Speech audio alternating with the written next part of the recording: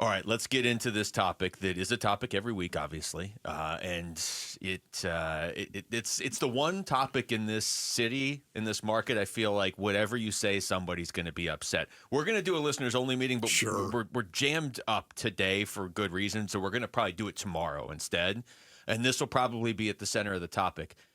But I'll just ask it simply to start the conversation. How do you feel Kyler Murray played yesterday?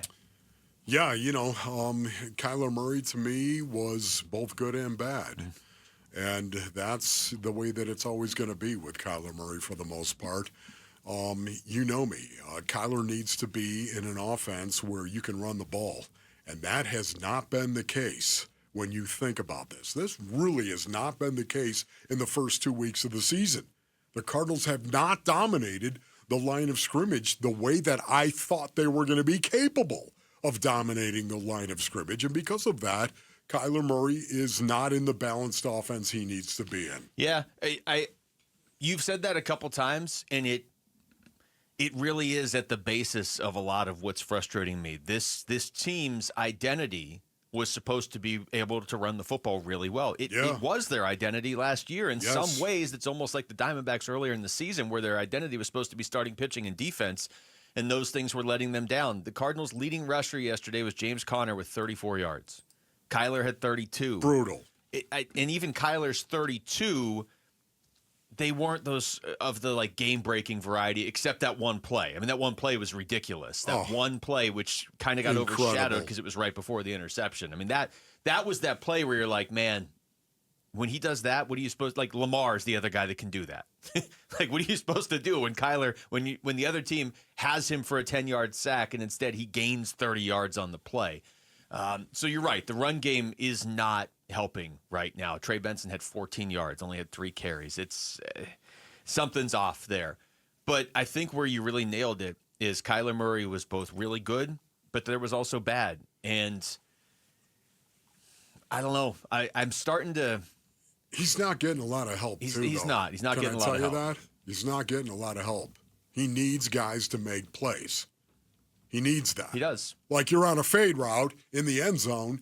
You don't let it come down to hit your chest. Marvin Harrison Jr., you elevate, use all of that great verticality that you have, and you go attack the ball and take the ball out of the air. You go get it. Because this is the NFL, man. You're not going to get a ton of separation. There's going to be a ton of contested catches. You need to go up and high point that ball. Marv knows this.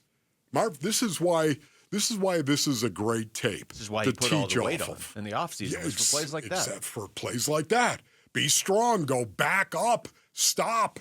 And high point the ball. And go attack it.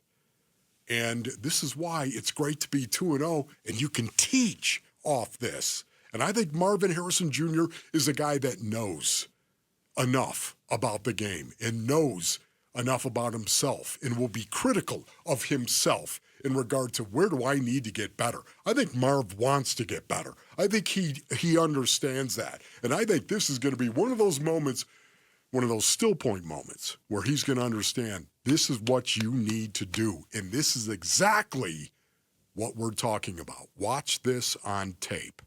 You need to high point this ball instead of letting it come down. I think this will be a launching point for Marvin Harrison Jr. going forward. It's always better. I mean, how many times have we said this early this season with ASU and the Cardinals? It's always better to be able to point to very specific things and be able to teach while you still won the game. While you won the game. You're not going to Marvin saying, hey, man, you got to do all this, and that's why we lost. You didn't lose. You won the game.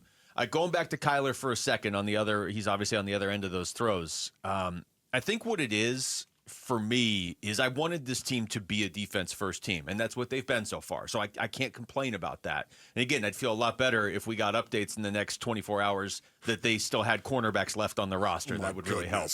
But it hasn't – I think it would help a lot of people, and probably myself included at this point, to feel like, man, they won that game because of Kyler. You know what I mean? Just a couple of those, because he is your starting quarterback. Man, did you see them just go through that? Kyler just won them that game. Kyler took over, and he was nobody was stopping Kyler Murray yesterday. We haven't had that for the first couple games. And that's fine, because they are 2-0, but it's still something that's missing, because you can feel the expectations rising with this team. They were rising in the offseason. They are now 2-0. When you start 2-0, you're thinking, how can this team make the playoffs, win the division, win a playoff game?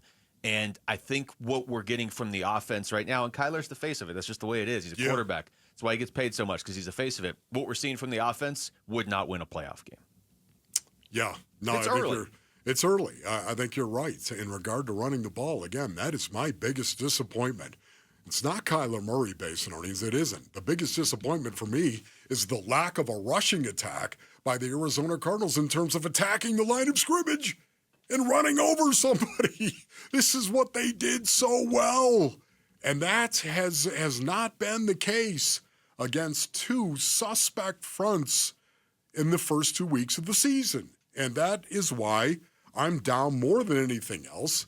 That's why I'm a little bummed out. But I will tell you, ultimately, I'm reminded of the locker room and what it felt like to be 2-0 in a locker room. Believe it or not, I was at one point in my career, Basinonians. Don't at me. I was. I'm going to at Wolf. Right yeah, right.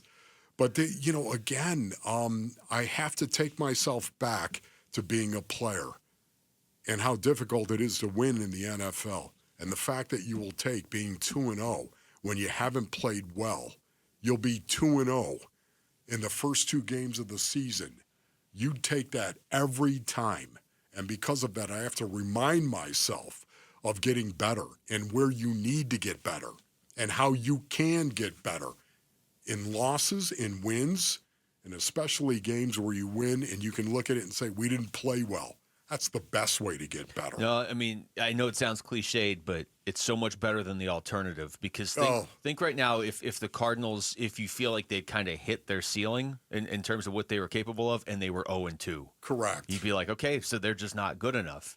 They're 2-0. The wins are more important than anything else. It's just, I was thinking about this yesterday because we did the rapid reaction piece. The win is the most important thing, but it's not the only important thing. And so that there is stuff that obviously needs to get fixed up here.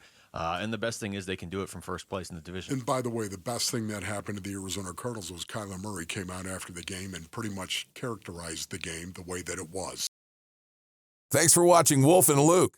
Tap to see more and click the button in the middle to subscribe to Arizona Sports.